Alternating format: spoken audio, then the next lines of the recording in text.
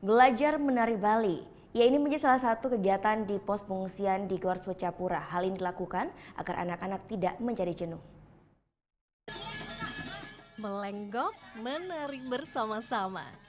Tertawa, riang gembira dirasakan anak-anak di posko pengungsian Gor Swecapura, Klungkung saat belajar menari Senin pagi. Anak-anak perempuan belajar menari Puspanjali, sedangkan untuk yang laki-laki belajar menari Gopala.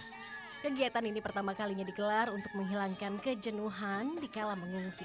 Cara ini pun diyakini bisa membahagiakan anak-anak. Sumi Antari salah satunya yang sangat senang bisa belajar menari. Belum sekolah. Oh, belum sekolah. Tadi nari apa? Tadi nari apa? Nari apa tadi? Tadi nari apa? Seneng nggak narinya? Lu udah pernah belajar? Diprakarsai oleh sejumlah relawan dan guru-guru PAUD di Kabupaten Klungkung, belajar menari ini adalah bagian dari trauma healing yang terus dilakukan setiap harinya. Biar di anak-anak itu tidak bosan. Dia di sini itu diperkecil dengan menyanyi, belajar, bermain itu. Biar anak-anak tidak bosan dia ada di GOR ini.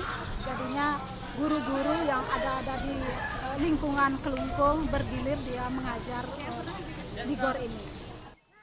Agar anak-anak tak bosan, taman membaca dan bermain juga tersedia di Gor Swecapura. Sementara itu status Gunung Agung masih awas, kondisinya pun fluktuatif.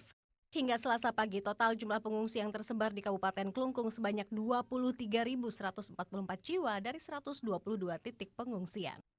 Surya Sanjaya melaporkan untuk NET. Udah selesai kan nontonnya? Nah, jadi jangan lupa buat like, komen, dan subscribe ya.